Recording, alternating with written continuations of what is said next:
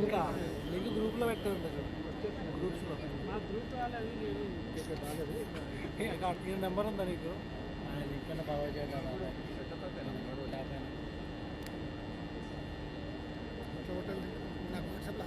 వాట్సాప్లో ఆయన పెట్టు కాక వాట్సాప్లో ఆయన పెట్టు అన్నతో link Medicover hospitals financial district లోని నూతన భవనాన్ని రిబన్ కట్ చేసి ముఖ్యమంత్రి వర్యులు ప్రారంభోత్సవం చేశారు. శిలాఫలకాన్ని అన్వీల్ చేసి మెడికల్ టెక్నాలజీ విజిట్ లాబీలో చేసి మరికొద్ది క్షణాల్లో ఈ వేదిక మీదకి రాబోతున్నారు.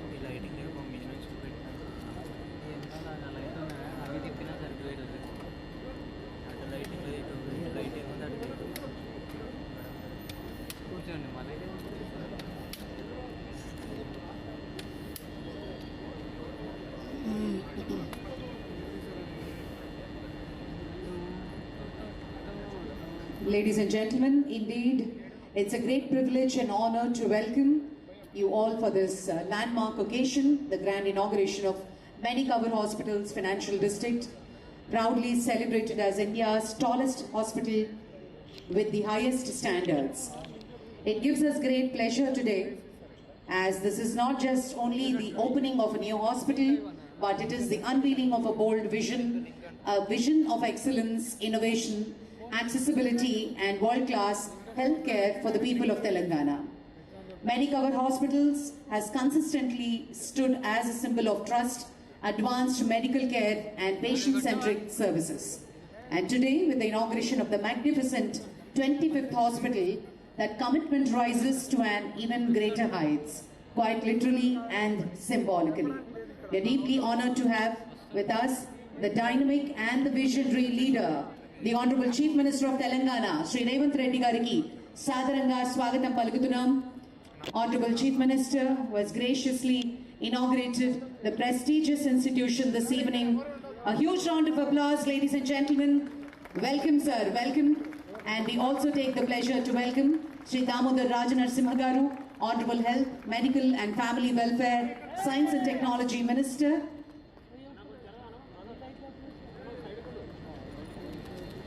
We take the pleasure to welcome Sri Anil Krishna Garu, Chairman Managing Director, Medicover Hospitals India, Dr. Sharath Reddy Garu, Executive Director, Medicover Hospitals India, Mr. P. Hari Krishna Garu, Executive Director, CEO, Mr. Marcus, COO, Medicover Hospitals, Mr. Anand, CFO, Medicover Hospitals, Mr. Mahesh Deglurkar, CPO, Medicover Hospitals India, Srimati Padmaja, Regional Director, Sri Neeraj Lal, Regional Director, Dr. Janakiram, Regional Director. A hearty and a warm welcome. Request Sri Anil Krishna Garu to present a bouquet to Honorable Chief Minister and all the dignitaries and formally welcome them. Dr. Anil Krishna Garu, Chairman Managing Director, Medicover Hospitals India, వారిని పుష్పగుచ్చాన్ని అందించి ముఖ్యమంత్రి గారికి స్వాగతం పలకవలసిందిగా request చేస్తున్నాం.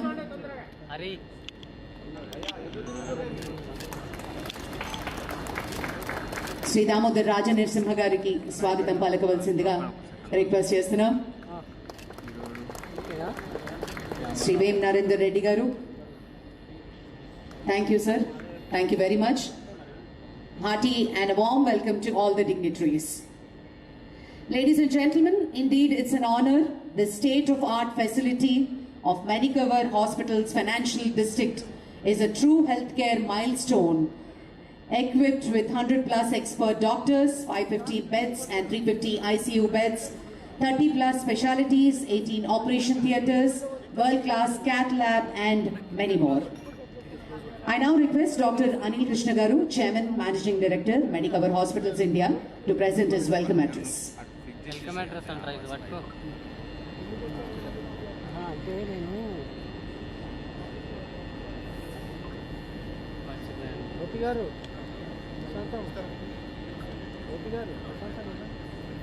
Good evening, everyone.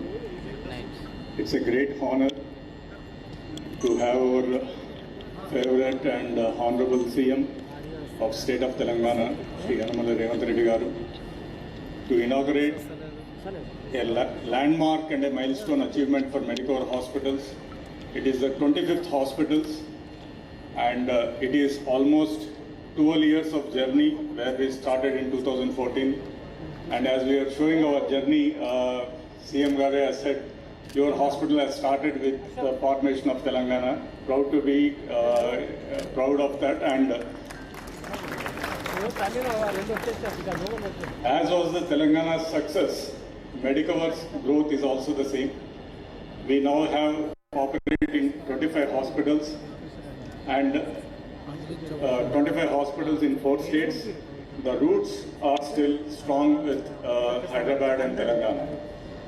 And we also welcome our Honorable Health Minister, Shri Damodar Rajanarasimha Garu. We welcome Shri Dev Narendra Reddy Garu, Honorable Member of Parliament, Shri Honorable MLA of Jubilee Hills, Shri Naveen Yadav Garu, and Honorable MLA of Nagarjuna Sagar, Shri Raghuveer Reddy Garu, onto the dais. And for me, as in my previous meeting in our hospital inauguration in Warangal, I said I am a great fan of our Honorable CM. Not after he becoming a CM, but before the path of him coming to the Chief Minister post. And generally, I am a typical Indian voter. In the sense, anti-incumbency sets in quick and fast. But sir, you have beaten the anti-incumbency with me, and hope you will beat the anti-incumbency of the whole of the population. My respect for you has grown tremendously in the last 2.5 years. The way you have held yourself with humility, humbleness, and your foresight for the vision of Telangana. Thank you, sir, and I hope the way you continue, it's not only one more term, you will be there for the next 2 terms to lead us from the front. And maybe, if God willing, we all pray that you lead a bigger post than this, than what you have now. And one of our meetings in healthcare, where a conference by Dr. Sharad, he was saying that I am also a doctor, but a social doctor. That made me think what this social doctor in fact is. And it is the 4th major social needs for all of us is first food, then it is shelter, then it is health, and the last is education. If you see that all these 4 formats, there is a phenomenal growth in the last 2.5 years. The fine rise for hunger, shelter, the houses, Indirama houses, the number, thousands and lakhs being built across the state. The number of super specialty hospitals getting done. Always we know for the primary health, we were the strongest in the world, but we always lagged in the tertiary care. Now, Honorable CM with our Health Minister, we have 3 TIMS hospitals coming up. Rebuild of Usmania Hospital, expansion of NIMS, and a Warangal Super Specialty Hospital coming up. And also finally, the education, the number of schools right now we see, I just saw in the newspaper that they are building 100 model schools across the state. Thank you, sir. You are really most successful social doctor, I can say, than what we are as a doctors together. And I hope you continue this journey and keep serving the state of Telangana and keep growing it from where it is. And every other day we see one GCC center getting opened up in Hyderabad. So with this, I have to tell, this is a hospital, my friend Dr. Sharad's wish to have the best of the equipment in a hospital where he has to do. And so he has ditched me in the last, we were traveling together for the last 15 years, but he has ditched me for the sake of this hospital, the infrastructure it has, And if you see the 640 slice CT, 1 or 2 across the country, and first time in the Telangana, a cardiac 1.5 MRI. You mentioned the equipment, they have the best. For the breast cancer screening, you have the digital mammography, and it doesn't miss even the minutest of the breast cancers. So you mention any equipment, it is state of the art, and I hope with the hands behind it, the doctors like that, Dr. Sharath and his team, I think they will do a phenomenal journey and also live up to the state to deliver the best healthcare possible. Thank you once again for being here. Thank you, sir. Thank you very much. Commissioner of Police, Sri Sajjanar Gariki Sadaranga Swagatam Palukundam. Thank you so much for joining, sir. ప్రజల ఆరోగ్యం ఏ రాష్ట్రానికైనా అత్యంత ముఖ్యమైన సంపద అంటారు. ఆరోగ్య భద్రతను మరింత బలోపేతం చేయాలనే సంకల్పంతో పనిచేస్తున్నటువంటి నాయకులు, ప్రభుత్వ వైద్య సేవలను బలోపేతం చేస్తూ ప్రజలకు మెరుగైన ఆరోగ్య సదుపాయాలని అందుబాటులోకి తీసుకురావాలి అనే లక్ష్యంతో ముందుకు సాగుతున్నటువంటి మంత్రివర్యులు శ్రీ దామోదర్ రాజనరసింహ గారిని మాట్లాడవలసిందిగా సవినయంగా కోరుతున్నాం.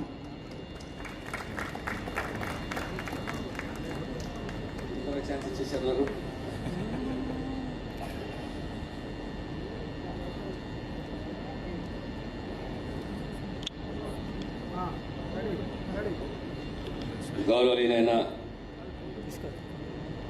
రాష్ట్ర ముఖ్యమంత్రి, a leader with a vision,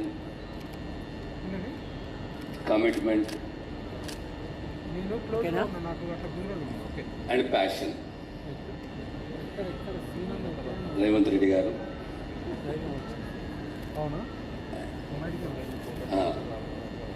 పెద్దలు వేం నరేందర్ రెడ్డి గారు, జూబ్లీహిల్స్ ఎమ్మెల్యే నవీన్ యాదవ్ గారు,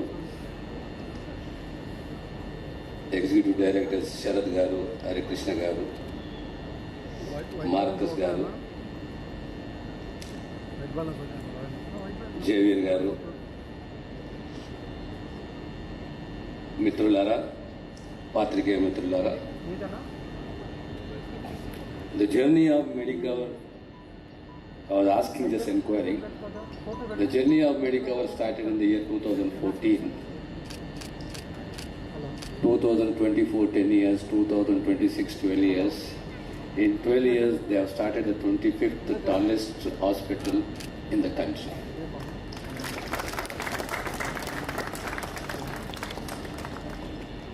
It implies, it shows the commitment, the passion and the compassion.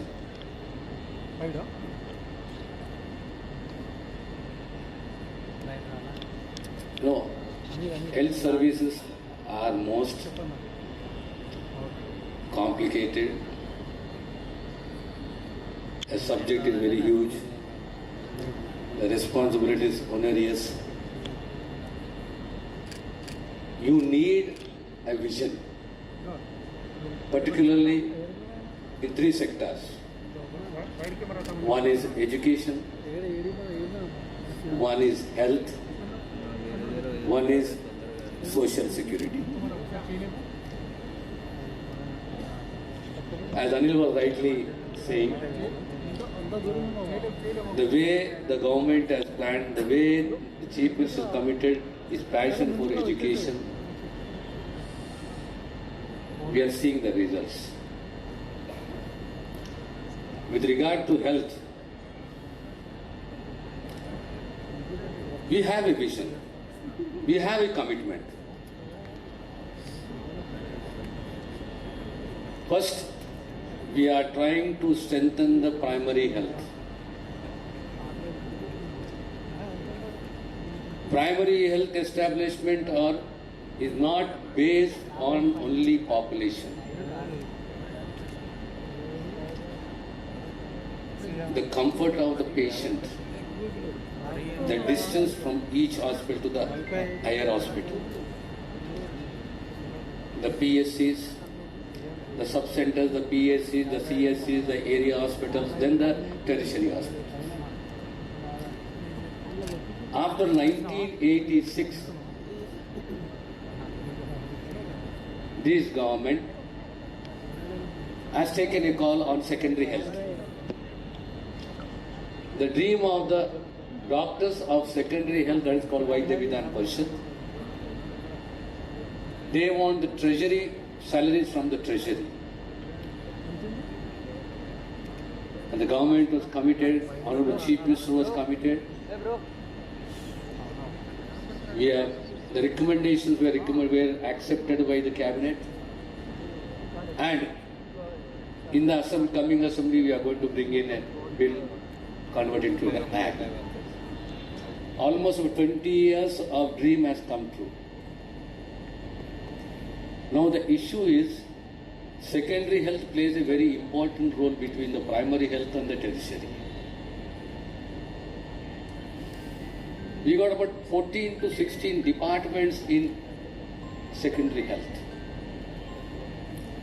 We are more concerned about the HR, human resources, the diagnostics, the drugs. And the government is aware and committed to modernizing the hospitals, starting the super specialty hospitals. Equal preference, equal importance should be given to the equipment, medical equipment, modern equipment.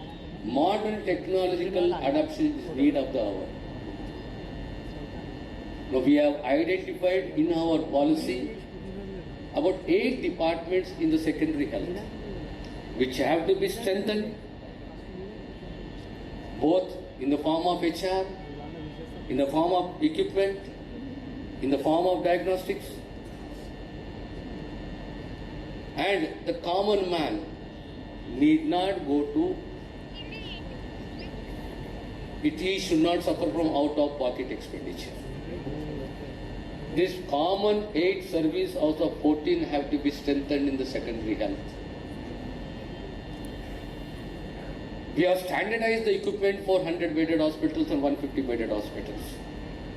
We have standardized the equipment and HR for the CSCs, 30-bedded and 50-bedded. The aim of the government is that 90% of the treatment should be over at the district level. For a super specialty treatment, the common man the patient can come to Hyderabad.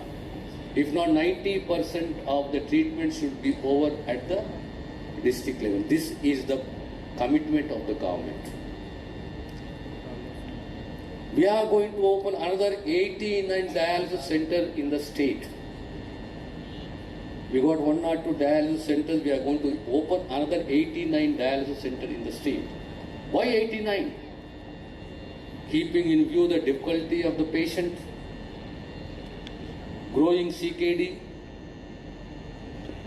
We want to see that patient, whether he goes to the north, to south, east, to west, within 20 kilometers, 1 dialysis center should be there in Telangana.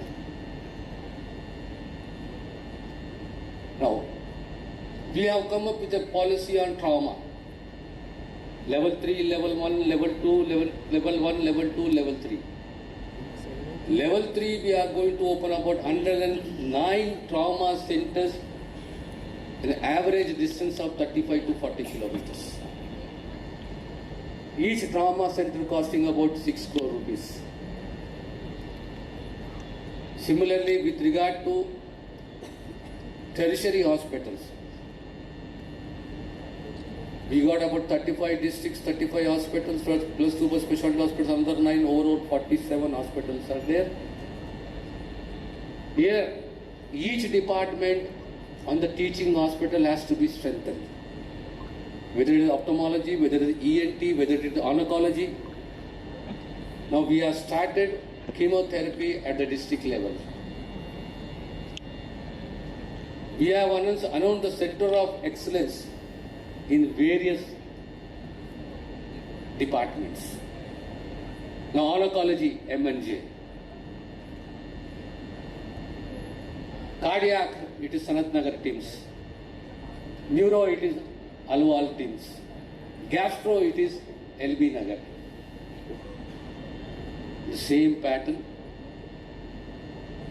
Mental health, he have announced.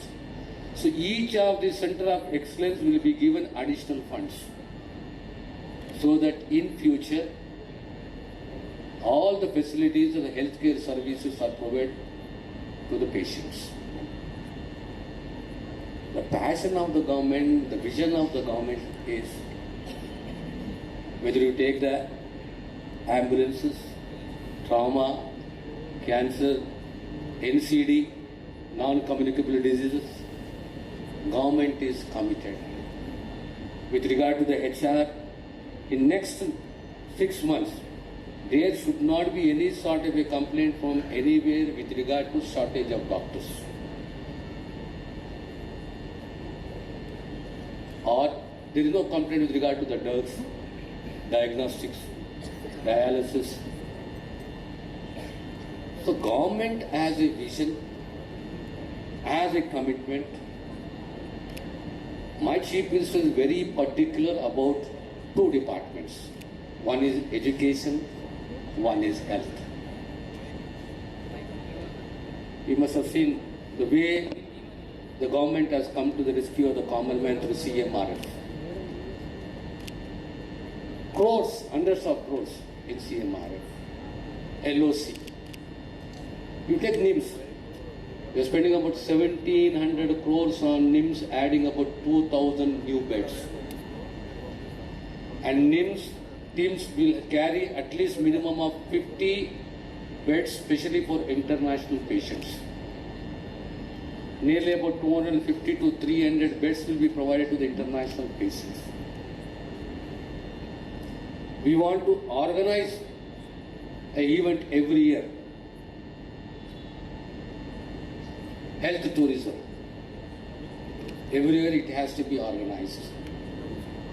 So, the most important thing is the government is determined to establish one training institute, exclusive training institute with attached research wing. So at least every 3 months there should be a workshop to be organized there. So government is giving importance to training. Similarly, now we have started training to the nursing officers in languages like Germany and Japan. Japanese language and German language. The reason is there is a lot of scope for the nursing officers in these countries. The passion of the government, the commitment of the government, the commitment of my leader is the common man with regard to health services. He should not suffer due to out-of-pocket expenditure. With regard to the education, the quality education, the skill education, the secure education, the comfort education is a need of the hour which my Chief Minister has. I just wanted to share the vision of the government. I once again congratulate Anil and the team for coming up with such a huge, so much of infra and the modern technology, equipment with modern technology.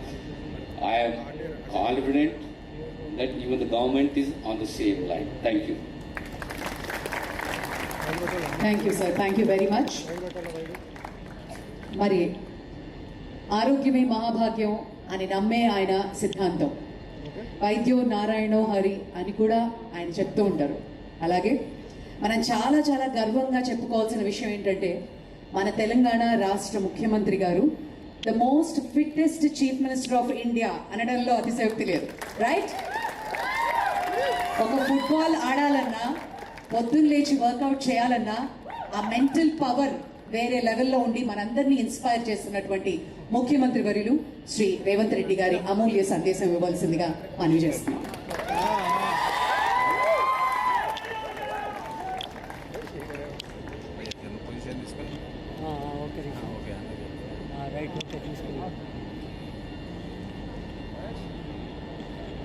Medicover, tallest hospital with highest standards. ప్రారంభోత్సవ కార్యక్రమానికి నాతో పాటు వైద్య ఆరోగ్య శాఖ మంత్రివర్యులు దామోదర్ రాజనరసింహ గారిని,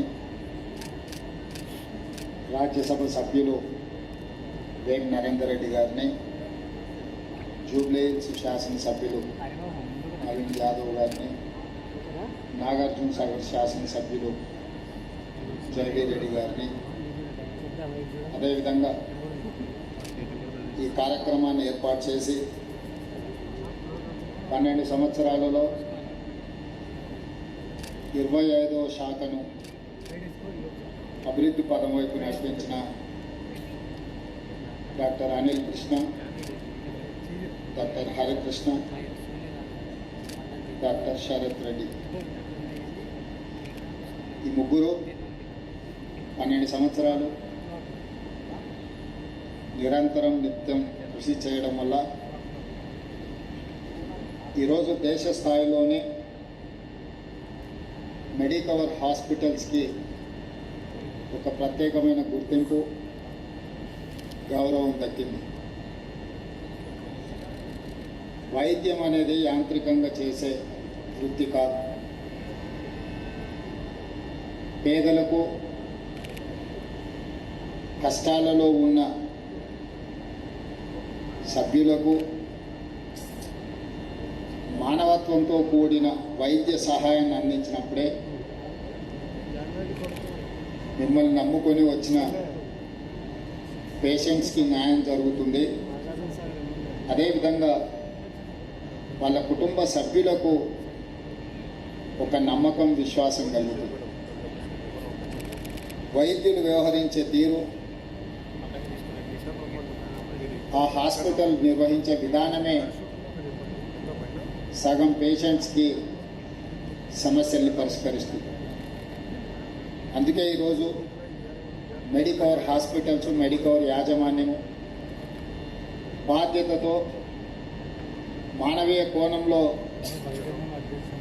వృత్తిని నిర్వహిస్తున్నారు. కాబట్టి ఈ దేశంలో అత్యంత వేగంగా 2వ తరం ఈరోజు వైద్యంలో రాణించి ఫైనాన్షియల్ డిస్ట్రిక్ట్లో 25th హాస్పిటల్ని ఈరోజు ఇనాగ్రేట్ చేసుకోవడం జరిగింది. గతంలో నేను వరంగల్ హాస్పిటల్ ఇనాగ్రేషన్కి వచ్చిన, ఈరోజు ఫైనాన్షియల్ డిస్ట్రిక్ట్లో మీరు ఏర్పాటు చేసిన ఈ కార్యక్రమం కూడా నేను హాజరైన. ఎందుకు ప్రతి ప్రారంభోత్సవ కార్యక్రమానికి నేను హాజరవుతున్నా అంటే యంగర్ జనరేషన్ని కమిట్మెంట్, కన్విక్షన్తో వృత్తిని నిర్వహిస్తున్న వాళ్ళని గుర్తించాలి, ప్రోత్సహించాలి అనేది తెలంగాణ రాష్ట్ర ప్రభుత్వం యొక్క విధానము. ఆ విధానానికి లోబడి ఈరోజు మీరు నిర్వహిస్తున్నందుకు మిమ్మల్ని మనస్ఫూర్తిగా నేను అభినందిస్తున్న తెలంగాణ రాష్ట్ర ప్రభుత్వం తరఫున. ఈ దేశంలో ముఖ్యంగా హైదరాబాద్ నగరానికి ఒక ప్రత్యేకత ఉన్నది. చాలామందికి చాలా విషయాలు తెలిసి ఉన్నా సమయానికి గుర్తు రావు. ఈరోజు ఈ దేశంలోనే కాదు, ప్రపంచంలోనే ఫార్మా బల్క్ డ్రగ్స్లో హైదరాబాద్కి ఒక ప్రత్యేకమైన స్థానం ఉంది. ఈ దేశం ఉత్పత్తి చేసే బల్క్ డ్రగ్స్లో అవర్ షేర్ ఈజ్ 40%. హైదరాబాద్ నుంచి ఈరోజు బల్క్ డ్రగ్స్ ఉత్పత్తిలో 40% మన రాష్ట్రం, మన నగరం యొక్క వాటా ఉన్నది అని అంటే, అదేవిధంగా మన ప్రపంచమే ఒక సంక్షోభాన్ని ఎదుర్కొన్నది. కోవిడ్ 2019. కోవిడ్ ఎలా ఉంటుందో, ఎలా వస్తుందో, ఎవరికి వస్తుందో, దీన్ని ఎవరు పరిష్కరించగలరో అని ఎవరికీ అర్థం కాని పరిస్థితిలో ప్రపంచంలో 4 కోవిడ్ వ్యాక్సిన్స్ని ఉత్పత్తి చేస్తే out of 4 Covid vaccines 3 we had produced from Hyderabad, from Genome Valley. This is biggest achievement for us. We can say proudly, yes, our Hyderabad is hub for medical and health, pharma and drugs. So ఇంత గొప్ప పేరు రావడానికి కారణం కొంచెం వెనక్కి వెళ్ళి లోతుగా విశ్లేషిస్తే 1960s నుంచి 1970s మధ్యలో ఆనాటి ప్రధానమంత్రులు నెహ్రూ గారి తర్వాత ఈ దేశ ప్రధానమంత్రిగా బాధ్యతలు చేపట్టిన శ్రీమతి ఇందిరాగాంధీ గారు ఐడిపిఎల్ని ఇక్కడ ప్రారంభించడం వల్ల, రీసెర్చ్ అండ్ డెవలప్మెంట్ ఇక్కడ జరగడం వల్ల ఈరోజు నాకు తెలిసినంత వరకు ప్రైవేట్ కార్పొరేట్స్ ఏవైతే అత్యంత గుర్తింపు పొందిన రెడీ ల్యాబ్స్ లాంటి సంస్థల యజమానులు ఈ ఐడిపిఎల్ సంస్థలో వాళ్ళు గతంలో బాధ్యతలు నిర్వహించిన వాళ్ళు. ఈరోజు హెటరో కావచ్చు, ఐడిపిఎల్ కావచ్చు, లేకపోతే ఇతర ఫార్మా కంపెనీలు అన్నీ కూడా ఈరోజు ప్రపంచ స్థాయిలో గుర్తింపు పొంది ప్రపంచానికి ముఖ్యంగా యుఎస్ లాంటి దేశాలకు కూడా ఈరోజు మనము సరఫరా చేయగలుగుతున్నాము అంటే ఆనాడు ఐడిపిఎల్ సంస్థను హైదరాబాద్ నగరానికి ఇచ్చిన ప్రధానమంత్రి యొక్క దూరదృష్టిని ఈరోజు మన అందరం గుర్తు చేసుకోవాలి. మ్యానుఫ్యాక్చరింగ్ సైడ్ పిహెచ్ఎల్ కావచ్చు, డిఫెన్స్ సైడ్ ఐడిఎల్, పీడిఎల్ ఇలాంటి సంస్థలు కావచ్చు, ఎలక్ట్రానిక్ సైడ్ ఈసీఐఎల్ కావచ్చు, పబ్లిక్ సెక్టర్ యూనిట్స్ని ఈ దేశంలో అత్యధికంగా రక్షణ శాఖ అయినా, వైద్య శాఖ అయినా, భారీ పరిశ్రమల కోసం ప్రారంభించిన బిహెచ్ఎల్ అయినా ఇలాంటి వాటిని అన్నింటిని కూడా ఆనాటి ప్రధానమంత్రి శ్రీమతి ఇందిరాగాంధీ గారు ప్రత్యేకంగా ఈ నగరానికి, ఈ రాష్ట్రానికి అందించడం వల్లనే ఈరోజు వేగంగా మనం ప్రపంచంతో పోటీ పడగలుగుతున్నాం. రెండవ తరం లిబరలైజేషన్ పాలసీలో ఈనాడు కనిపించే హైటెక్ సిటీ ఆనాడు నేదురుమల్ జనార్దన్ రెడ్డి, పివి నరసింహారావు గారు మొట్టమొదట పునాది రాయేసి ఆ కార్యక్రమం ముందుకు జరగకపోవడం వల్ల మళ్ళీ అటల్ బిహారీ వాజ్పేయి గారు ఉన్నప్పుడు నారా చంద్రబాబు నాయుడు గారు హైటెక్ సిటీని తిరిగి ఆ పనులను ప్రారంభించి ఈరోజు హైటెక్ సిటీని మనకు అందియడం వల్ల ఈరోజు దేశంలోనే కాదు ప్రపంచంలోనే ఒక ఐటీ హబ్గా ఈరోజు తెలంగాణ రాష్ట్రము హైదరాబాదు రాణించగలుగుతుంది.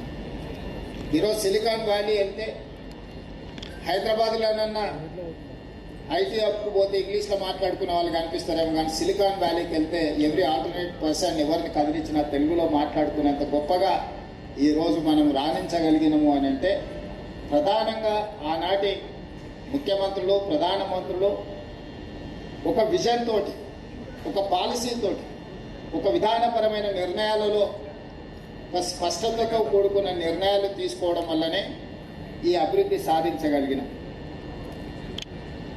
మొట్టమొదటి ప్రధానమంత్రి స్వతంత్రం వచ్చిన తర్వాత మనకున్న ఆర్థిక పరిస్థితులను, మన దేశం యొక్క ప్రజల స్థితిగతులను చూసి అవగాహన చేసుకొని టాప్ ప్రయారిటీ కింద education and irrigation has picked up. First prime minister of India Pandit Jawaharlal Nehru has picked up his top priority was education and irrigation. ఈ దేశంలో 35-36 కోట్ల జనాభా ఆనాడు స్వతంత్రం వచ్చినప్పుడు అత్యధిక శాతం నిరక్షరాస్యులు, చదువు లేకపోవడం వల్ల ప్రపంచంలో జరుగుతున్న పరిణామాలను గుర్తించలేని పరిస్థితి. ఆనాడు ఈ దేశంలో తినడానికి ఎలాంటి భోజనం లేక మట్టి తిని బతికే రోజు. ఆ రోజుల్లో ఈ దేశం యొక్క స్థితిగతులను అర్థం చేసుకొని ఎడ్యుకేషన్ అండ్ ఇరిగేషన్ ప్రాధాన్యత కింద తీసుకోవడం వల్ల ఎన్నో టాప్ మోస్ట్ యూనివర్సిటీస్ని ఆ రోజు ఎస్టాబ్లిష్ చేశారు, ఇంక్లూడింగ్ సెంట్రల్ యూనివర్సిటీ లాంటి యూనివర్సిటీలు వచ్చినాయి అని అంటే ఆనాటి ప్రధానమంత్రి గారు తీసుకున్న నిర్ణయాలతోని దేశంలో ఈరోజు ఎన్నో విద్యాలయాలు, విద్యా సంస్థలు వచ్చినాయి. ఇరిగేషన్ టాప్ ప్రయారిటీ కింద తీసుకోవడం వల్ల వాక్రానంగల్ నుంచి మొదలు పెడితే నాగార్జున సాగర్, శ్రీశైలం, శ్రీరామ్ సాగర్ లాంటి ప్రాజెక్టులను నిర్మించడం వల్ల ఈరోజు మన దేశంలో ఆకలి తీరి ఇతర దేశాలకు ఎగుమతి చేసేంత ఫుడ్ సర్ప్లస్ కంట్రీగా ఈరోజు దేశం రాణించింది. ఎడ్యుకేషన్ కూడా అత్యంత మారుమూల ప్రాంతాలైన తండాలు, గూడాలకు, మారుమూల పల్లెలకు కూడా విద్య ఈరోజు అందించగలుగుతుంది. అదేవిధంగా ఆ తర్వాత వైద్యాన్ని కూడా ప్రాధాన్యత క్రమంలో తీసుకొని ముందుకు తీసుకెళ్లడం జరిగింది. ఈరోజు విద్య చేరింది, కానీ నాణ్యమైన విద్య ఈరోజు ప్రజలు ఆశిస్తున్నారు. మీరు ఎక్కడికి వెళ్ళినా పాఠశాలలు ఉన్నాయి. రాష్ట్ర ప్రభుత్వం ఆధ్వర్యంలో 26,000 పైచిలకు పాఠశాలలు ఉన్నాయి.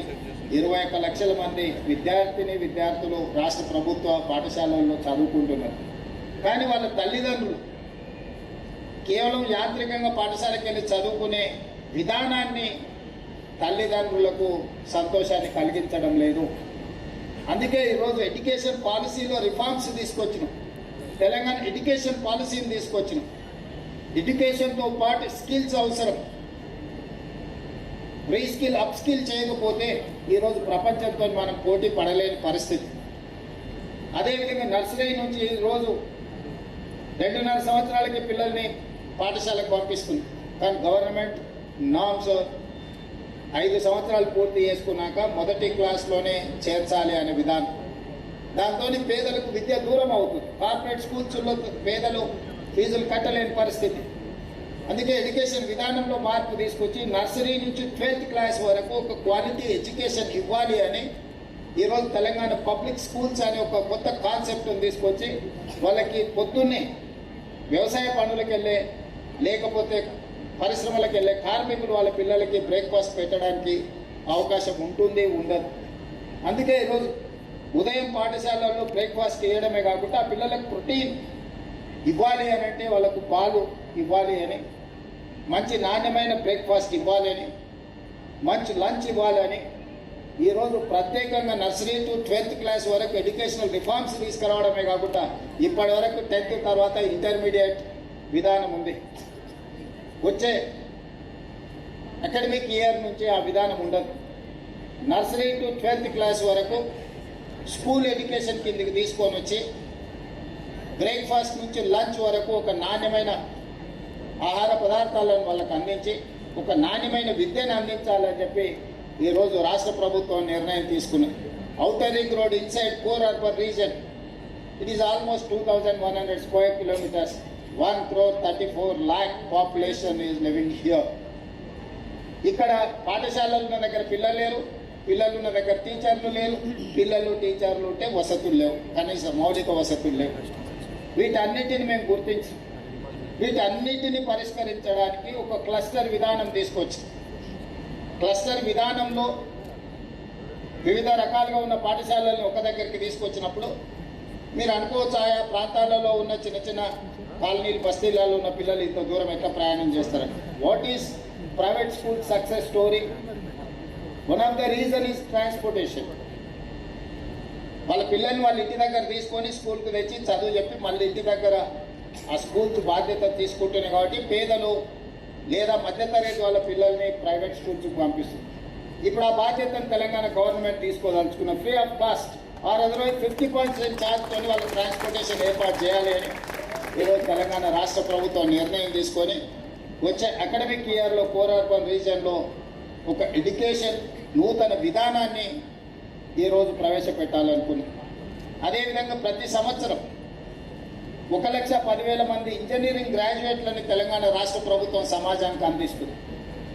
నిజంగా వాళ్ళని పరీక్షలు పెడితే ఈ మధ్యకాలం ఒక రీసెర్చ్ చేయించడం నాకు education commission chairperson doctor Akhnoor Murali ఒక నివేదిక ఇచ్చాను. 3వ తరగతి చదువుకుతున్న విద్యార్థులకు 2వ తరగతి పుస్తకం ఇస్తే 6.5% మాత్రమే ఆ పుస్తకాన్ని చదవగలుగుతున్నారు. ఇది అత్యంత విషాదకరం. 3rd క్లాస్ చదువుకుంటున్న విద్యార్థికి 2వ తరగతి పుస్తకం ఇచ్చి చదవమంటే అందులో 6.5% మంది మాత్రమే ఆ పుస్తకాన్ని చదవగలుగుతున్నారు. అంటే మనం అందిస్తున్న విద్యలో నాణ్యత లేదు, మనం అందిస్తున్న విద్య పిల్లలకు అందడం లేదు. ఇట్లాంటి వాటిని గుర్తించడం వల్ల ఈరోజు అలా జరగకూడదు, పేదలకు నాణ్యమైన విద్యను అందించాలి అని చెప్పి ఈరోజు మా విధానాన్ని సవరించుకోవడం జరిగింది. అదేవిధంగా ప్రతి సంవత్సరం 1,10,000 మంది ఇంజనీరింగ్ గ్రాడ్యుయేట్స్ని మనం సర్టిఫికెట్ ఇచ్చి సమాజం మీదకి వదులుతున్నాం. కానీ వాళ్ళ స్కిల్స్ని చూస్తే 15-20% కూడా they are not matching with their certificate. అందుకే ఈరోజు మనం యంగ్ ఇండియా స్కిల్స్ యూనివర్సిటీని ప్రారంభించుకున్నాం. స్కిల్స్ లేకపోతే సమాజంలో ఈరోజు ప్రపంచంతో మనం పోటీ పడలేని పరిస్థితి. Reskill up skill and skills లేకపోతే భవిష్యత్తులో మన యువత రాణించడం కష్టము. అందుకే ఆ సెగ్మెంట్లో కూడా ఈరోజు మనము స్కిల్స్ యూనివర్సిటీని ఎనీ అదర్ గవర్నమెంట్ యూనివర్సిటీ లాగా కాకుండా పబ్లిక్ ప్రైవేట్ పార్ట్నర్షిప్లో we have initiated that skills university headed by Anand Mahindra. You know Mahindra group of companies. The private corporate chairperson is our skills university chairperson. Board of directors లో Reddy labs నుంచి Apollo hospitals different verticals BFSI banking finance నుంచి ఉండే వాళ్ళందరూ కూడా board of డైరెక్టర్లో ఉండు. Curriculum వాళ్ళే decide చేస్తారు, స్టూడెంట్స్ని వాళ్ళే సెలెక్ట్ చేస్తారు, వాళ్ళే ట్రైనింగ్ ఇస్తారు. More or less 90% they are observing those trained students. So job guarantee కూడా వాళ్ళే ఇచ్చి ఈరోజు ఆ స్కిల్స్ యూనివర్సిటీని వాళ్ళే రన్ చేస్తున్నారు. State government is only facilitator. We're not interfering in day to day activity. అదేవిధంగా 1956లో మనం ITI అని పెట్టుకున్నాం, ఇండస్ట్రియల్ ట్రైనింగ్ ఇన్స్టిట్యూట్స్. మనం అనుకోవచ్చు ఇంత పెద్ద బిల్డింగ్ కట్టారు, మీకు బిగ్గెస్ట్ సమస్య డాక్టర్లు లేకపోతే ఇంజనీర్లు కాదు, ఫిట్టరు, ప్లంబరు, ఎలక్ట్రీషియన్ బిగ్గెస్ట్ సమస్య నేను అనుకుంటున్నా. అనిల్ కృష్ణ చెప్పాలి. మీరు అన్ని పనులు చేసినా అది సరిగ్గా చేయకపోతే ఈరోజు ప్రయోజనం లేదు. అదే ITIలో మనం ఇచ్చే ట్రైనింగ్ 50-60 ఇయర్స్ ఓల్డ్ టెక్నాలజీ మీద మనం ట్రైనింగ్ ఇస్తున్నాం. వాళ్ళకి డీజిల్ మెకానిక్ ట్రైనింగ్ ఇస్తే అంబాసిడర్ కార్ మీద ట్రైనింగ్ ఇస్తున్నాం. ఇప్పుడు అంబాసిడర్ కార్ రిపేర్ చేయాలంటే ఎక్కడికి వెళ్ళాలి? ఏదైనా ఫామ్ హౌస్లో పెద్దల దగ్గర ఉంటే వెళ్ళి అది కార్ను రిపేర్ చేయాల్సిందే తప్ప ఈరోజు అంబాసిడర్ కార్లు ఎక్కడ అందుబాటులో లేవు. అందుకే ఈరోజు అట్లాంటి కరికులం అన్నింటినీ రద్దు చేసి ఈ ITIలను ATC అడ్వాన్స్ టెక్నాలజీ సెంటర్స్గా మార్చిన 100 కాన్స్టిట్యున్సీస్లో 100 అడ్వాన్స్ టెక్నాలజీ సెంటర్స్గా మార్చి ఈరోజు అందులో చేరే ప్రతి స్టూడెంట్కు పర్ మంత్ 2000 రూపీస్ ఒక స్కాలర్షిప్ లాగా ఇచ్చి టాటా ముఖ్యంగా ఇందులో ఉన్న the biggest point is that మేము టాటా ఇన్స్టిట్యూట్తోని టాటా TCS వాళ్ళతోటి టాటా సన్స్ తోటి ఒక MOU చేసినాం. నెక్స్ట్ 10 years ఈ ATCలను టాటా వాళ్ళే రన్ చేస్తారు. ట్రైనర్స్ ట్రైనింగ్ వాళ్ళే ఇస్తారు, ట్రైనర్స్ని వాళ్ళే ఇస్తారు, కరికులం వాళ్ళే డిసైడ్ చేస్తారు. వీటిని అప్గ్రేడ్ చేయడానికి 2400 crores బడ్జెట్ అయితే out of 2400 crores, Tata is investing 2100 crores. Only 14% is Telangana state government contribution. Corporate social responsibility kinda Tata chairperson Chandrasekharan has given almost 65 institutes we have inaugurated. Students are getting trained. So next level of polytechnic collegeలను కూడా ఈ సిస్టంలో తీసుకొస్తున్నాం. ఎందుకంటే blue collar job ఇప్పుడు అక్కడ వెళ్తే by qualification Damodar Rajanarasimha గారు engineer, ఇప్పుడు అక్కడ రోబో మీద అక్కడ కూర్చోబెడితే వారు డాక్టర్ లాగా ఇమ్మీడియట్గా ఆపరేషన్ చేయడానికి అవసరమైన ఇది చేశారు. By nature is doctor, by qualification is an engineer. అంటే ఈరోజు AI రావడము, టెక్నాలజీ మారడం వల్ల వైట్ కాలర్ జాబ్లకి ఆల్టర్నేట్గా అన్నీ వస్తున్నాయి. ఈ సమస్యను వైట్ కాలర్ జాబ్స్లో వచ్చే గ్యాప్ను ఫిలప్ చేయడానికి బ్లూ కాలర్ జాబ్ కోసం మనం ప్రిపేర్ అవ్వాలి. బ్లూ కాలర్ జాబ్ని AI రీప్లేస్ చేయలేదు. చాలామంది AI రాగానే నిరుద్యోగం వచ్చేస్తుంది, అందరూ ఉద్యోగాలు వెళ్ళిపోతాయి, ఇక మనందరం నిరుద్యోగులం అయిపోతాం, రేపు పొద్దుగాల నుంచి అన్ని మిషనరీసే మనం చేయాల్సిన పనులు చేస్తాను ఒక చర్చ జరుగుతుంది. It is half truth. I don't agree with that argument. White collar జాబ్స్ని రీప్లేస్ చేయొచ్చు AI, నాట్ బ్లూ కాలర్. నీకు ప్లంబర్, ఓ ఎలక్ట్రీషియన్, లేకపోతే ఒక AC, లేకపోతే ఒక టెక్నీషియన్ కావాలంటే ఆ జాబు బ్లూ కాలర్ జాబు మన యూత్ దాన్ని ప్రిపేర్ అవ్వాలి, దాన్ని అప్గ్రేడ్ అవ్వాలి, దాన్ని అర్థం చేసుకోవాలి. ఈరోజు మా ప్రభుత్వం వీటన్నిటిని గుర్తించి, నేను ఎందుకు ఇవన్నీ చెప్తున్నా అంటే ఫస్ట్ ఫేజ్లో ఎడ్యుకేషన్ అండ్ ఇరిగేషన్ని తీసుకున్నాం. సెకండ్ ఫేజ్లో సర్వీస్ సెక్టర్కి 1991 తర్వాత లిబరలైజేషన్ పాలసీ తర్వాత సర్వీస్ సెక్టర్ని మనం ఆక్యుపై చేసినాం. మనం గొప్పగా చెప్పుకుంటున్నాం Microsoft CEO is our person or otherwise other institutes. మనం world bank chairperson Ajay Banga from Hyderabad, Shantanu Narayan studied in Hyderabad public school, Satyanarayana studied in Hyderabad public school, Premji Vatsav studied in Hyderabad public school, Pichaiah studied in Tamil Nadu or southern part of India. ఇవన్నీ మనం చెప్పుకుంటున్నాం. కానీ Google కానీ Microsoft కానీ Apple కానీ ఈ వేటిని మనం కనిపెట్టలేదు, వీటికి ఏటికి మనం యజమానులం కాము. Just we're rendering our services to all those MNCs, all those Fortune 500 companies. It is not sufficient. Yes, up to this mark, okay, fine, we have reached some level. But this is not sufficient for us. We have to think beyond this. So now we are focusing on manufacturing. Then only we can create lakhs of jobs. ఈ విధానాన్ని మనం adapt చేసుకున్నప్పుడే మన రాష్ట్రం, మన దేశం యొక్క ఆర్థిక పరిస్థితిని మనం ముందుకు తీసుకెళ్ళగలుగుతాము. Health tourism. ఈరోజు నేను గవర్నమెంట్ ఆఫ్ ఇండియాలో మాట్లాడినప్పుడు హాస్పిటల్స్తో మాట్లాడితే నాకు తెలిసి ఇతర రాష్ట్రాల నుంచి దాదాపు 8-10 లక్షల మంది మన రాష్ట్రానికి వస్తున్నారు ట్రీట్మెంట్ కోసం. ఇతర దేశాల నుంచి నీతి ఆయోగ్ రిపోర్ట్ ప్రకారం 2,20,000 మంది లాస్ట్ ఇయర్ వచ్చిందని, యావరేజ్గా 10% గ్రోత్ ఉంది. డైరెక్ట్ కనెక్టివిటీ లేకపోవడం వల్ల మిడిల్ ఈస్ట్ కంట్రీస్ కానీ ఇతర నేపాల్ లాంటి, బంగ్లాదేశ్ లాంటి దేశాల నుంచి హైదరాబాద్కు డైరెక్ట్ కనెక్టింగ్ ఫ్లైట్ లేకపోవడం వల్ల కూడా కొంత ల్యాక్ ఉన్నది. అందుకే సివిల్ ఏవియేషన్ మినిస్టర్తో నేను మాట్లాడిన మిడిల్ ఈస్ట్ కంట్రీస్ నుంచి, ఇతర కంట్రీల నుంచి డైరెక్ట్గా హైదరాబాద్లో ల్యాండ్ అవ్వడానికి అవసరమైన ఎయిర్ కనెక్టివిటీని మనం ఇంప్రూవ్ చేయాలి. ఇమ్మిగ్రేషన్లో కూడా ఎనీ అదర్ ట్రావెలర్ లాగా లైన్లో నిల్చుంటే పేషెంట్ ఇమ్మిగ్రేషన్ క్లియరెన్స్ లేట్ అవుతే ప్రాబ్లం అవుతుంది.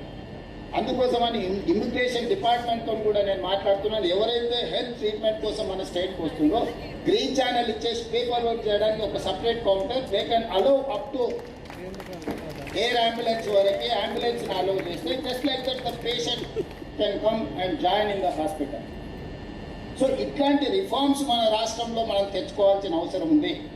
వైద్యానికి సంబంధించి కూడా రెగ్యులర్గా దామోదర్ రాజనరసింహ గారు విశ్లేషించుకోవడమే కాకుండా, అవగాహన చేసుకోవడమే కాకుండా రిఫార్మ్స్ తేవాలనే దాంట్లో ప్రైమరీ హెల్త్ సెంటర్ నుంచి నిమ్స్ వరకు, టిమ్స్ వరకు హాస్పిటల్స్ని అన్ని కూడా రీస్ట్రక్చర్ చేస్తున్నాం.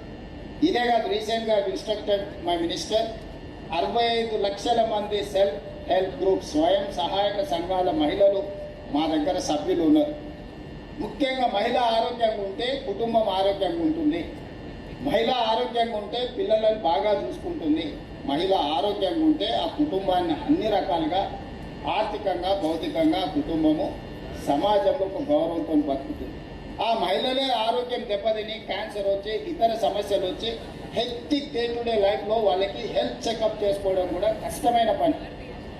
కొంతమందికి ఆర్థిక వెసులుబాటు ఉండదు, కొంతమందికి సమయం దొరకదు. ఉమ్మడి కుటుంబాలు కానీ, లేకపోతే పిల్లల పోషణ, లేకపోతే కుటుంబము, వ్యవసాయము, కుటుంబాన్ని బతికించుకోవడానికి అవసరమైన పనుల వల్ల ఈరోజు మహిళలు అత్యధికంగా ఆరోగ్యపరమైన సమస్యలను ఎదుర్కొంటున్నారు. అందుకే ఈ 65 లక్షల మందికి ఈరోజు ఒక డేటాబేస్ హెల్త్ కార్డ్ క్రియేట్ చేస్తున్నాం. ప్రతి ఒక్క మహిళని హెల్త్ చెకప్ చేసి ఒక డిజిటల్ కార్డు ఇచ్చి, ఆ డిజిటల్ కార్డులో వాళ్ళ హెల్త్ డీటెయిల్స్ అన్ని కూడా ప్రిజర్వ్ చేస్తున్నాం. వేరే వాళ్ళు go they can use that digital card with QR code. దాంట్లో అంటే డేటా ప్రైవసీ యాక్ట్ని కూడా ఎట్లా జాగ్రత్తగా చేసుకోవాలి, ఏ హాస్పిటల్కి వెళ్ళినా గతంలో వాళ్ళకి ఏం వైద్యం అందించారు, గతంలో వాళ్ళకి ఏం సమస్యలు ఉన్నాయి, ఆ సమస్యల మీద డాక్టర్లు ఇచ్చిన సూచనలు ఏంటి, వాళ్ళకి అందించిన వైద్యం ఏంటి. సడన్గా పేషెంట్ రాగానే బ్లైండ్గా అన్ని టెస్టులు చేయాల్సిన అవసరం లేకుండా బేసిక్ ఇన్ఫర్మేషన్ ఆ డేటా కార్డులో ఉంటే మీ హాస్పిటల్స్కి అన్నిటికీ కూడా డాక్టర్లకు ఈజీ అవుతుంది ఒక పేషెంట్ని అడ్రస్ చేయడానికి. అదేవిధంగా మేము 2006-07లో రాజీవ్ ఆరోగ్యశ్రీ మొదలుపెట్టి ఈరోజు 2026కు వచ్చిన 20 సంవత్సరాల డేటా ఉంది. ఎప్పుడూ ఈ డేటాని ఎనలైజ్ చేయలేదు. ఈ డేటాని ఎనలైజ్ చేస్తే కొన్ని లక్షల కోట్ల డేటా ఉంది. ఏ ప్రాంతం నుంచి ఏ రకమైన సమస్యలతో పేషెంట్లు వస్తున్నారు. ఒక దగ్గర వాటర్ ప్రాబ్లం వల్ల కిడ్నీ సమస్య ఉండొచ్చు, ఇంకొక దగ్గర నల్గొండ లాంటి ప్రాంతంలో ఫ్లోరైడ్ ఉండడం వల్ల ఒక రకమైన సమస్యలు ఉండొచ్చు, లేకపోతే పోషకాహారం వల్ల కొన్ని ప్రాంతాల్లో ఇంకొక రకమైన సమస్యలు ఉండొచ్చు, అటవీ ప్రాంతంలో నివసించే ఆదివాసులకు ఇంకొక రకమైన సమస్యలు ఉండొచ్చు. ఆయా ప్రాంతాలను బట్టి, ఆ నేచర్ని బట్టి ఆ పేషెంట్ యొక్క సమస్యని అర్థం చేసుకోవడానికి అవకాశం ఉంటుంది. సో ఇప్పుడు ఈ 20 years ఆరోగ్యశ్రీ డేటాను అంతా కూడా ఎనలైజ్ చేసి ఈ తెలంగాణ రాష్ట్రంలో ఉన్న 4 కోట్ల ప్రజల యొక్క ఆరోగ్య సమస్యలను అర్థం చేసుకొని వాళ్ళకు ఒక ఆరోగ్యం డీటెయిల్గా ఇచ్చి ఒక డేటాబేస్, ఒక డిజిటల్ పార్ట్ క్రియేట్ చేయాలని తెలంగాణ రాష్ట్ర ప్రభుత్వం నిర్ణయం తీసుకున్నది. పైలట్ ప్రాజెక్ట్ కింద సంగారెడ్డిని ఎన్నుకోవడం జరిగింది. ఈరోజు నాకు తెలిసి మంత్రివర్యులు సంగారెడ్డిలో ఈ కార్యక్రమాన్ని ప్రారంభించిందని నేను భావిస్తున్నాను. మహిళలకు ప్రత్యేకమైన ప్రాధాన్యత ఇవ్వాలని. Cancer the biggest problem. 3rd స్టేజ్లో చాలామంది చాలా ఆరోగ్యంగా ఉంటారు, మనతోనే ఉంటారు. సడన్గా అయ్యో పాపం వల్ల క్యాన్సర్ వచ్చిందంటే 3rd stage, 4th stage, few days, few months అని నేను నిజంగా ఇట్స్ హార్ట్ వార్నింగ్, వినడానికే కొంచెం బాధాకరమైన విషయం. అందుకే నూరి దత్తాత్రేయులు గారిని తెలంగాణ రాష్ట్రానికి క్యాన్సర్ అడ్వైజర్గా అపాయింట్ చేసుకున్నాం. రీసెంట్గానే వారికి పద్మశ్రీ అవార్డు కూడా రావడం జరిగింది. క్యాన్సర్ మీద కంప్లీట్గా ఫోకస్ పెట్టాలని రాష్ట్ర ప్రభుత్వం అనుకుంటుంది. వీటికి సంబంధించిన వైద్యాన్ని preventive is better than cure. ఎప్పుడో సమస్య వచ్చినప్పుడు సమస్యను పరిష్కరించుకోవడానికంటే సమస్య రాకుండానే ముందస్తు జాగ్రత్తలు తీసుకోవాలని మా రాష్ట్ర ప్రభుత్వం ఆలోచన చేస్తుంది. అందుకే ఈరోజు మనకు కావాల్సిన ఇంకా ప్రైమరీ హెల్త్ సెంటర్, లేకపోతే నేను మేజర్గా మెడికల్ కాలేజ్, టీచింగ్ కాలేజెస్ ఏవైతే ఉన్నాయో ఆరోగ్యశ్రీ సిస్టమ్ అంతా కూడా ఆ ఏరియాలలో వాటికి కిందకి తీసుకురావాలని ఆలోచన చేస్తున్నాం. Last 2 yearsలో I spent almost 1,800 crores on Rajiv Arogyasri and CM Relief Fund. So 1,800 కోట్ల రూపాయలు రాష్ట్ర ప్రభుత్వం నుంచి పేదల వైద్యానికి రాష్ట్ర ప్రభుత్వం ఇప్పటివరకు ఖర్చు పెట్టింది. 10,000 కోట్ల రూపాయలతో దాదాపుగా 2,700 కోట్లు Osmania hospital, Warangal TIMS, Alwal TIMS, LB Nagar TIMS, Sanath Nagar TIMS, నిమ్స్లో కూడా జస్ట్ ఈ హాస్పిటల్స్ని ఆల్మోస్ట్ 10,000 బెడెడ్ హాస్పిటల్స్ కింద నిర్మాణం చేయబోతున్నాం. Almost we're going to spend 10,000 to 11,000 crores on infrastructure. సమకాలీన సమస్యల్ని దృష్టిలో పెట్టుకొని ఈరోజు విద్యను, వైద్యాన్ని, వ్యవసాయాన్ని, ఈ 3 అంశాలను ఒక నూతన ఛాలెంజ్ కింద రాష్ట్ర ప్రభుత్వం తీసుకున్నది. అందుకే విద్యాశాఖ నా దగ్గర పెట్టుకున్న, వైద్య శాఖ మిత్రులు దామోదర్ రాజనరసింహ గారికి ఇచ్చిన ప్రత్యేకమైన దృష్టి పెట్టి పేదలకు విద్య, వైద్యాన్ని సంపూర్ణంగా రాష్ట్ర ప్రభుత్వం తరఫున అందించగలిగినప్పుడు 90% రాష్ట్రంలో ఉండే సమస్యలు మేము పరిష్కరించిన వాళ్ళమే అవుతాం. We need not to give more and more welfare. గ్రామంలో ఉండే పేదవాడికి విద్యను అందిస్తే వాడు డాక్టరో, లాయరో, ఇంజనీరో, సైంటిస్టో అయిందంటే నేను వాడికి పెన్షన్ ఇవ్వడమో, లేకపోతే రేషన్ ఇవ్వడమో, బియ్యం ఇవ్వడమో, రేషన్ కార్డు ఇవ్వడమో, ఇద్దరమ్మ ఇల్లు ఇవ్వాల్సిన అవసరం లేదు. అతనికి ఒక సాంకేతిక పరమైన వృత్తి నైపుణ్యాన్ని నేర్స్తే అతను ప్రభుత్వం దగ్గర చేయి రాశాడు. అతనికి అవకాశాలు లేవు కాబట్టి ప్రభుత్వం వైపు సహాయం కోసం చూస్తున్నారు ఈ నిస్సహాయం. సో ఈ నిస్సహాయాలను అందరినీ కూడా ఎంపవర్ చేయాలనేదే మా ఉద్దేశం. ఈరోజు ఏ హాస్పిటల్కి వెళ్ళినా అత్యధికంగా ఖర్చు అవుతుంది. అంటే అధునాతన సాంకేతిక పరిజ్ఞానం కావచ్చు, లేకపోతే ఒక పేషెంట్ని ట్రీట్ చేయడానికి అవసరమైన మెడిసిన్స్ కావచ్చు, ఇతర కావచ్చు, చాలా ఖర్చు అవుతుంది. ఈ ఖర్చును పేదలు భరించలేని స్థాయికి వచ్చింది. అంత ఖర్చు పెట్టకపోతే ఆసుపత్రులు ఆ వైద్యాన్ని అందించలేని పరిస్థితి. ఎవరి వైపు చూసినా అది కరెక్టే అనిపిస్తుంది. సమస్య యజమానుల వైపు చూస్తే ఇది కరెక్టే అనిపిస్తుంది. ఇంత పెద్ద హాస్పిటల్ టాలెస్ట్ టవర్ని మెయింటైన్ చేయాలంటే ఒక ఏసీలకు ఎంత ఖర్చు అయింది, క్లీన్గా మెయింటైన్ చేయడానికి ఎంత ఖర్చు అవుతుంది, మీరు ప్రొఫెషనల్స్ వదిలేసేయండి. Just to maintain up to the mark also they have to spend a lot. ఇంత పరిశుభ్రంగా దీన్ని నిర్వహించాలంటే అయ్యే ఖర్చు, డాక్టర్లు, ఇదంతా వ్యవస్థ. అందుకే ఈరోజు తెలంగాణ రాష్ట్రంలో ఉండే 1,15,00,000 కుటుంబాలకు జీవిత బీమా తీసుకురావాలని మా రాష్ట్ర ప్రభుత్వం భావిస్తుంది. ఈరోజు జీవిత బీమా, ఆరోగ్య భద్రత ఈ రెండింటిని పేదలకు అందించాలనుకుంటున్నాం. ఈ యాజమాన్యాన్ని కూడా మీరు గతంలో ఏ విధంగా అయితే ఒక పేషెంట్ వచ్చినప్పుడు వారిని మీ కుటుంబ సభ్యులుగానో లేదా మీరు వాళ్ళకి కుటుంబ సభ్యులని ఒక నమ్మకం, విశ్వాసం కల్పించే విధంగా ఏదైతే సహాయాన్ని, వైద్యాన్ని అందిస్తున్నారో భవిష్యత్తులో ఇదే విధంగా మీరు రాణించాలి. దేశానికి గుర్తింపు తీసుకురావాలి. మీరు దేశంలో గుర్తింపు తెచ్చుకోవడం అనేది ఎలాగూ తెచ్చుకుంటారు, అది నేను చెప్పాల్సిన పని లేదు. కానీ మీ వల్ల మెడికవర్ వల్ల ఈ దేశానికి కూడా గుర్తింపు రావాలి. మెడికవర్ అనే ఒక భారతదేశంలో ఒక గొప్ప రోడ్ మ్యాప్ వేసింది. వైద్యంలో ఒక వినూతనమైన ప్రణాళికల్ని ప్రజలకు అందుబాటులోకి తీసుకొచ్చింది. అతి తక్కువ ఖర్చుతోనే అత్యంత ఖరీదైన వైద్యాన్ని పేదలకు అందుబాటులోకి తీసుకొచ్చింది. అదేవిధంగా ఇక్కడ చాలామంది డాక్టర్లు ఉన్నారని నేను భావిస్తున్నా. ఈ డాక్టర్లందరికీ నా విజ్ఞప్తి ఒకటే, as a chief minister of Telangana, social responsibility కింద సంవత్సరంలో ఒక నెల ప్రభుత్వ ఆసుపత్రులలో మీరు పనిచేయండి. మీ సర్వీసెస్ను రెండర్ చేయండి.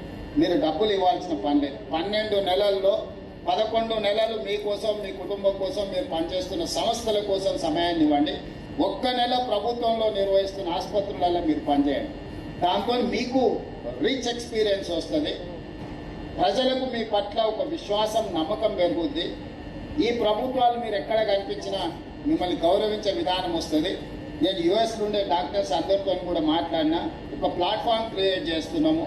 Out side of the country who have settled ఒక ప్లాట్ఫామ్ క్రియేట్ చేసి ఒక వెబ్సైట్ లాంటిది పెట్టి వాళ్ళు ఏ టైంలో ఇండియాకి వస్తారో, వాళ్ళు ఎంత సమయం ఇవ్వగలుగుతారో, అప్పుడు మెడికల్ కాలేజెస్కి వెళ్ళి పిల్లలకు టీచింగ్ చేయడం కానీ, కాంప్లికేటెడ్ సర్జరీలు ఉంటే ఆ పేషెంట్లకి ఆ టైంకి వాళ్ళు అందించగలిగిన వైద్య సహాయాన్ని అందించడానికి మనం ఒక ప్రపోజల్తో వస్తున్నాం. మీరు కూడా విదేశాలలో ఉన్న వాళ్ళే అందించాలని నేను చెప్పడం లేదు. స్థానికంగా ఉన్న వాళ్ళు కూడా మీరు ఎవరైనా ఒక సంవత్సరంలో ఒక 10 రోజులు, 20 రోజులు, 30 రోజులు మీరు ప్రభుత్వానికి, పేదలకు సహాయాన్ని అందించాలనుకున్నప్పుడు ఆ వెబ్సైట్లో మీరు ఇండికేట్ చేస్తే ఏ టైంలో మీరు సమయం ఇవ్వగలుగుతారో మీరు చెప్తే ఆ సమయంలో మిమ్మల్ని ఇక్కడ ఉండే పెద్ద హాస్పిటల్స్లలో ఎక్కడ మిమ్మల్ని మేము వినియోగించుకోవచ్చు, పేదలకు వైద్యం అందించడానికి మిమ్మల్ని ఏ రకంగా సద్వినియోగం చేయొచ్చో తొందరలోనే ఒక పాలసీతో వస్తున్నాం.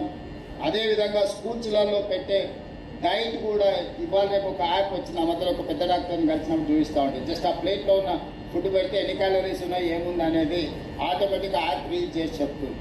సో గవర్నమెంట్ స్కూల్స్లలో మేము ఇచ్చే డైట్ని కూడా going forward we're going to use that app. నిజంగానే ఆ పిల్లలకు పోషకాహారం ఇస్తున్నారా లేదా, ఇస్తే ఎంత ఇస్తున్నారు, ఎన్ని క్యాలరీస్ ఇస్తున్నారు, నిజంగానే వాళ్ళకు ఉపయోగపడుతుందా లేదా అని ఇట్లా వైద్య శాఖలో వచ్చిన నూతన ఏమైనా ఉంటే ప్రభుత్వానికి మీరు సజెషన్ ఇవ్వండి.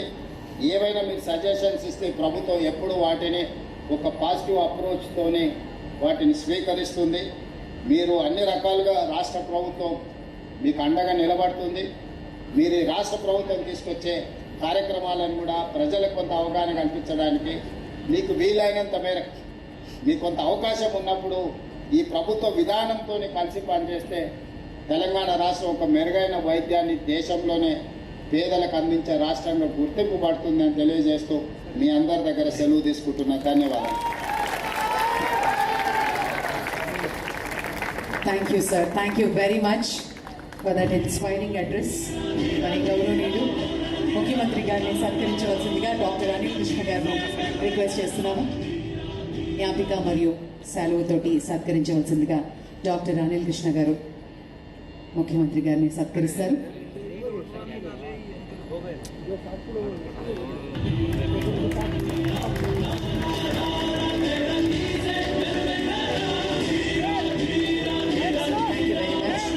అలాగే శ్రీ దామోదర్ రాజనరసింహ గారిని డాక్టర్ శరత్ రెడ్డి గారు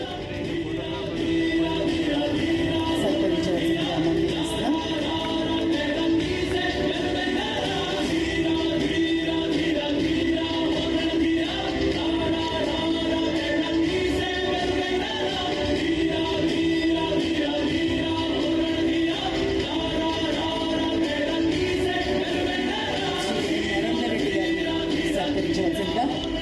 శ్రీ హరికృష్ణ గారు CEO వారిని రిక్వెస్ట్ చేస్తున్నాం.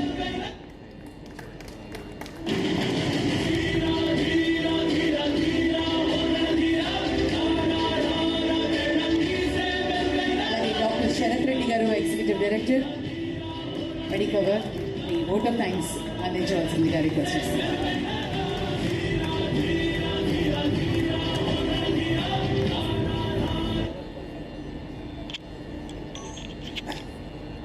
I think every meeting has to end, so this also will.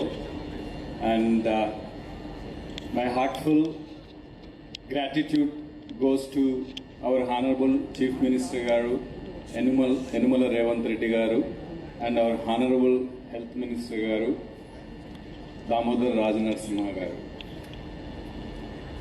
And I thank for one more reason also. I think last half an hour, you people would have understood the vision related to healthcare to the state.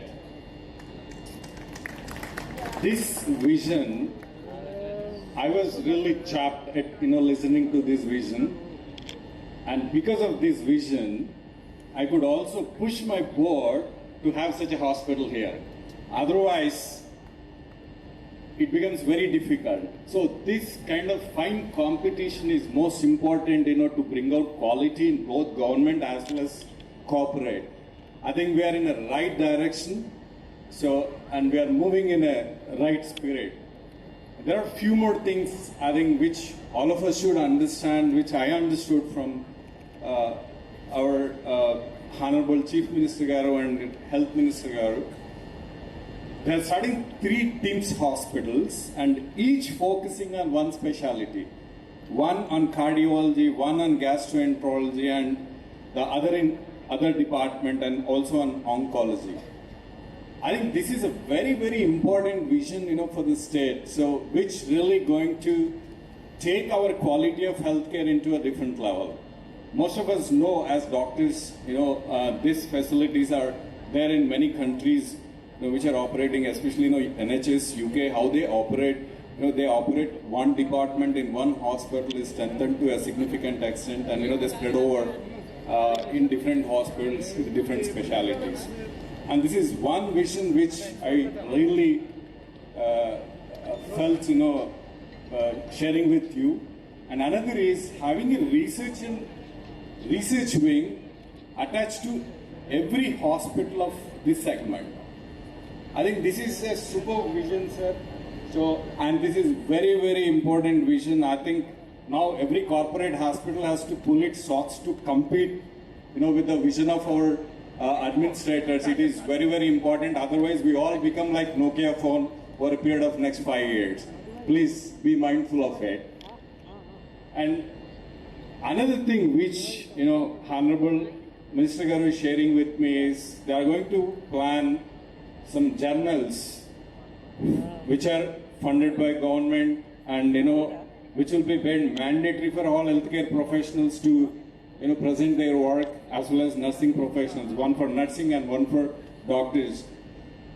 There is no such thing anywhere in India as of now which is run by government. And this is the vision. I think we all need to give a standing ovation. We all need to give standing ovation for this vision which both our Chief Minister Garu and Health Minister Garu is having for a healthcare scenario in our state. And you all need to pull your socks and to run with them. So otherwise already I told you will become Nokia. So over a period of time. And I want to, on behalf of all of you, I want to take liberty to promise our Honorable Chief Minister Garu that we all are going to share his vision, and we all are going to work for 1 month the way he asked for us. We are all going to work 1 month, and Medicare will be surely part of your vision, sir, and we are going to do that. And also will be part of all the workshops and training programs which you shared, will be surely part of it, and we definitely drive it to the level where Telangana is going to stand out in entire country in terms of healthcare. So another thing is digitization. The way our administration is thinking of digitization, it is phenomenal. I think if that happens in next 3 to 5 years, the face of healthcare is going to change in our state. Thank you, sir, for coming over and for blessing us on this occasion and for sharing your vision for this state. And I thank Honorable MP Garu, Vem Narendra Reddy Garu, and Honorable MLA Nagarjun Sagar for coming over and blessing this occasion. And I thank all Medicover team for being present here. And I thank our Commissioner Hyderabad, Sajnar Garu, so for coming over and blessing this occasion. And all the media team and everybody. If I missed someone, please excuse me. Thank you all. Thank you, sir. Thank you very much, ladies and gentlemen. Thank you so much for gracing the occasion.